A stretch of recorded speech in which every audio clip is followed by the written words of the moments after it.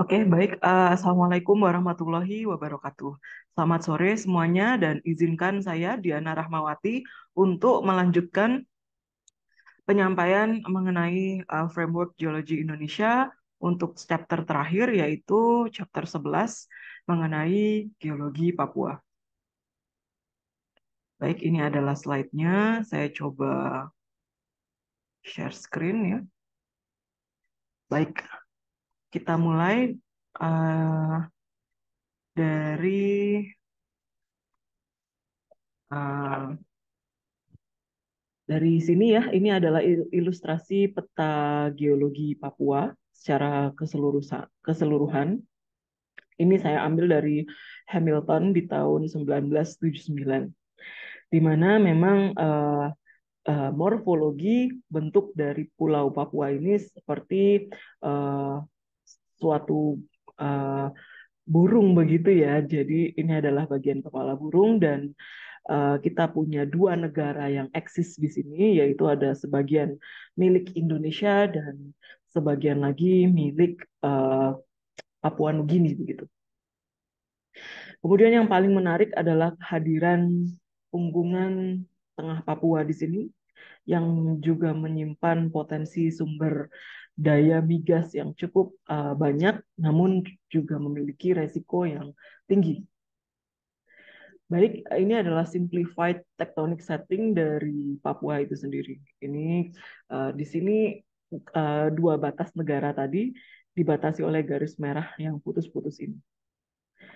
Baik, jadi secara keseluruhan sebenarnya Papua sendiri merupakan interaksi dari Australian Craton dan kita punya Caroline Plate di sebelah utara. Jadi Australian Craton tadi yang di sebelah selatan ini menjadi basement bagi Merauke Platform. Kemudian ada Asmat Trust dan lainnya. Sedangkan di Caroline Plate di sini dia akan dibatasi oleh New Guinea Trench. Sesar Sorong letaknya di sini, ya dia punya banyak trust belt di sini ya, sehingga mengangkat Paleogen Art tadi menjadi satu central range. Bagian yang diberi warna ungu di sini ini merupakan bagian yang terangkat ya menjadi uh, Punggungan Tengah Papua tadi. Bisa dilihat di sini bahwa yang berinteraksi ini adalah Foreland Basin pada bagian Australian Craton tadi, dan akhirnya banyak sekali fold atau trusting yang ada. Ini ada salah satunya, ada Asmat Trust di sini. Kalau kita lihat profilnya ini di bagian sini. Kemudian pada bagian utara kita punya Paleogen Volcanic Arc. Ya, ini juga dibatasi oleh New Guinea Trench di bagian utara. Untuk sesar Sorong sendiri posisinya di sini ya, dia berupa strike slip fault ya. Dia memiliki dimensi yang cukup panjang dan memiliki apa namanya ya, play a role juga di dalam uh, sedimentasi dari uh, Papua ini sendiri. Bisa dilihat juga di sini diberi legenda ada aktif volcano di sebelah sini. Kemudian untuk quaternary volcanic kita beri warna semi orange di sini ya. Untuk paleogen vulkaniknya kita beri warna coklat. Ini hanya di sebelah sini, berarti dia include ke negara Papua Nugini ya. Untuk kompleks oviolit menyebar dengan cukup rata ya, mulai dari timur hingga sisi barat.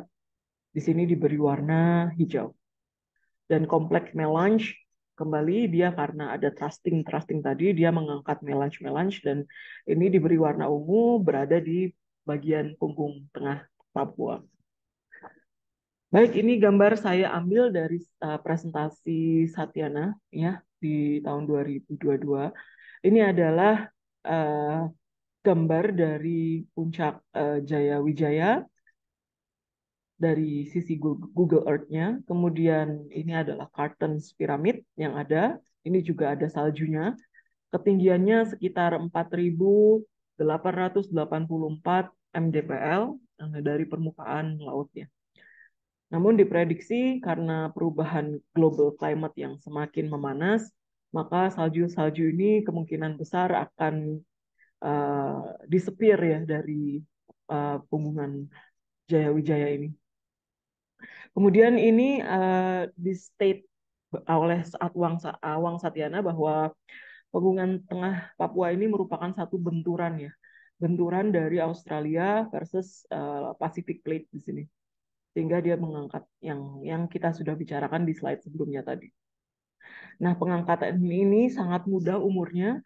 Dia berlangsung uh, di Pliocene ya. Ini yang sangat uh, ritmik yang ada di Pliocene, namun sebenarnya dia Oligosen pun dia sudah menunjukkan gejala maju seperti itu untuk berbentur nantinya di kala yang lebih muda. Nah, ini merupakan ilustrasi yang Satyana sampaikan. Dia menyampaikan atau beliau menyampaikan bahwa memang Papua ini memiliki cadangan yang cukup, bahkan dari satu sumur saja itu sebenarnya bisa mencukupi kebutuhan dari Indonesia sebenarnya. Namun memang untuk mencapai eksplorasi di satu sumur ini tadi tantangannya cukup berat, yaitu kontur yang tidak mudah dijangkau atau ketersampaiannya sulit dan resikonya juga besar. Ini terjadi apa namanya ya, seperti blowout begitu ya, sehingga ada uh, cukup cukup beresiko lah intinya. Dan ini dari sisi stratigrafinya, ini dari SAPI di tahun 2010. Kalau memang ini benar, berarti uh, seri batuan yang tertua yang ada di di di Papua itu sendiri berada di Bird's Body, yaitu di Central Range-nya, ini berada di Precambrian. Jadi dia Precambrian ditunjukkan dari formasi Awitagoh, di situ ada formasi Kariem dan formasi Tuaba.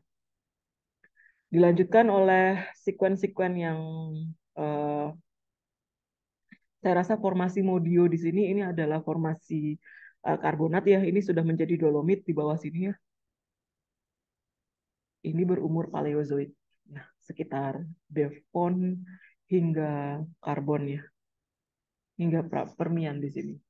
Kemudian pada fase riftingnya, of course kita punya rifting sedimen di sini, ada klastik yang cukup berkembang dengan pelamparan yang baik, mulai dari bird's head, bird's neck, sampai dengan bird's body. Di sini di Central Range, semua menunjukkan gejala yang sama, yaitu proses rifting. Kemudian di fase synrifting di sini kita punya Eocene sequence, mulai dari sini ya, Eocene di sini sampai dengan Miocene awal. Di sini kita punya formasi kais dan karbonat setting ini juga menyebar dari bird's head, bird's neck sampai bird's body. Ini juga memiliki pelamparan yang cukup konsisten dan bisa diperhitungkan untuk ketebalan depositnya. Kemudian pada fase akhir ya dia sudah berubah dari fase synrifting tadi menjadi fase post-rift. Di sini kembali lagi menjadi klastik. Di sini ada Pliocene sequence mulai dari Pliocene hingga Quarter. Dan di sini yang paling cukup dideterminasi dengan baik adalah formasi kelas Alfred. Kita juga punya Steenkool di sini dan di sini ada formasi buru pada Bird's Body atau di Central Range. Baik, ini adalah konfigurasi saja bahwa menunjukkan Papua ini berada di sini, sehingga efek dari uh, uh, sejarah pergerakan lempeng-lempeng ini juga dirasakan sampai Papua ya. Artinya punya rekaman juga, dia berinteraksi terhadap Caroline Plate di atas sini dengan Australia yang di bagian bawah. Sehingga memang di uh, Papua sendiri ada fault belt yang begitu uh, intensitasnya begitu kuat ya. Tapi juga dia memiliki stable platform, yaitu di Arafura platform ini dia termasuk stable. Next, kita next saja. Ini hanya berupa thrusting saja. Ada fault and thrust belt yang terbentuk berumur muda diakibatkan oleh gaya-gaya kompresi. Ini terbentuk di Pliocene.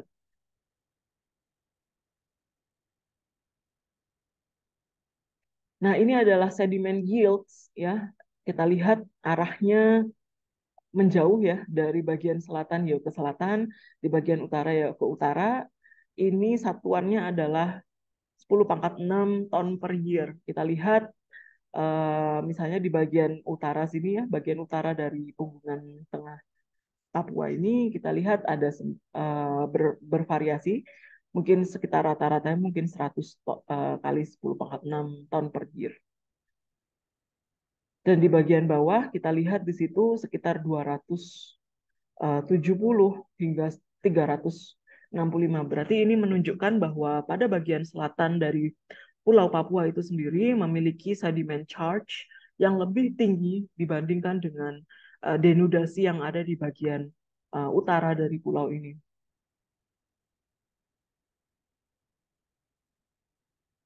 Oke, ini ada statement dari Hall. Mari kita baca bahwa this huge region dalam arti Papua ini mengilustrasikan so many of the process related to subduction and mountain building atau pembentukan gunung ya. Sehingga ini sangat extremely complicated, tapi juga ini akan konfigurasi lempeng tektonik ini yang saling berinteraksi satu sama lain, ini akan mempengaruhi ocean circulation sehingga akan tidak langsung juga berinteraksi terhadap global atmospheric system. Baik, saya rasa itu semua presentasi saya sudah selesai. Dan ini adalah epilog yang saya sitir dari Satyana tahun 2022 di presentasinya di forum Asproditegi bahwa geologi Indonesia ini memang rumit, namun menarik.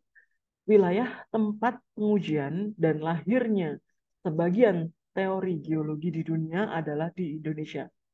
Geologi Indonesia adalah geologi yang menyebabkan sebaran kepulauan dan laut-laut di Indonesia, mengontrol keanekaragaman hayati, juga sebaran manusia purba. Dan geologi ini juga mengontrol kejadian-kejadian serta sebaran sumber daya, baik itu sumber daya minerba ya, yang ada di seluruh Indonesia. Faktor-faktor kebencanaan juga menjadi penting untuk dipertimbangkan karena sejarah geologi Indonesia yang sangat kompleks. Untuk edukasi, mitigasi, konservasi, dan pemanfaatan, kita juga harus pay attention agar Indonesia menjadi satu pulau yang sangat bermanfaat untuk kita semua sampai dengan cucu kita nanti. Saya rasa itu. Terima kasih banyak untuk atensinya. Terima kasih untuk dosen pengampu saya, Pak Profesor Dr. Sugeng Sabto Sarjono. Kita akhiri. Wassalamualaikum warahmatullahi wabarakatuh dan selamat sore.